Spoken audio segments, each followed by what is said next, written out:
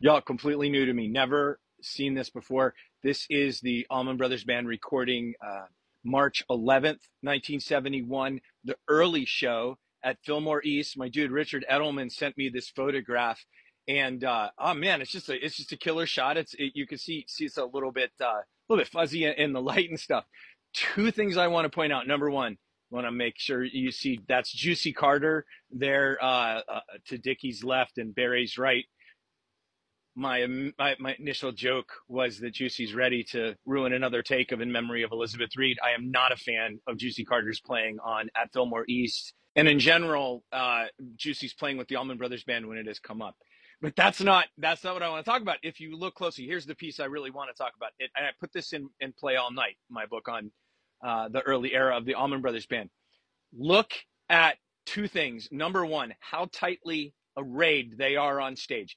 And that's even if you take Juicy Carter out of there, they're still packed really tight together on stage. Even Greg, who is above my hat here, kind of in the big glow of white.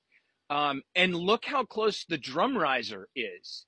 Butch's drum riser, I think, is to the front of the stage. The band is very close to the audience. If you look at these old stages, like at the Beacon Theater, the bands don't use any of that apron anymore, but at Fillmore East, they were right up against the audience. You could see it really, really, really clearly in Joe Cocker's footage from Mad Dogs and Englishmen.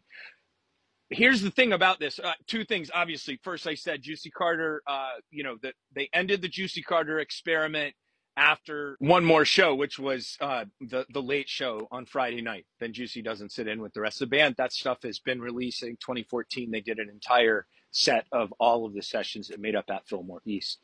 And again, the other thing, the observation I made in Play All Night is the music. When I listen to At Fillmore East, and I listen to the Allman Brothers Band, especially in that venue, the music sounds very intimate to me. It's always sounded like a very intimate conversation between really good friends. And that doesn't imply they're good friends off stage, of course, but they get along very well in this environment. They jive very well.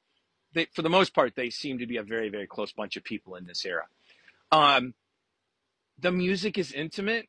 It feels intimate because it's performed intimately. And you can see, like, just this one picture from stage right, kind of in the corner up against the stage. Look how just tightly everybody is arrayed. And, again, ignoring Juicy Carter even being there, they're all right on top of each other. And most of the photographs of the Allman Brothers in this era sort of reflect that. Bands that stay kind of tight, I don't know, man, something about it just seems to bring out a different vibe than when you sort of take the room on stage that you have, particularly when you're guys like this that just get up there and you're just killers. Anyway, Richard Edelman, this is 3/11/71 early show. Allman Brothers Band during the At Fillmore East sessions. None of the tracks from that show made the cut. And this is the show where Johnny Winter afterwards said, no more. I'm going to open for the Allman Brothers now. I can't have them blow me off the stage like that again, which is one reason why At Fillmore East gets so much time. There's so much time for them to really, really, really stretch out. Friday night late, Saturday early, Saturday late, where you get all of the album At Fillmore East. Long live the Allman Brothers Band.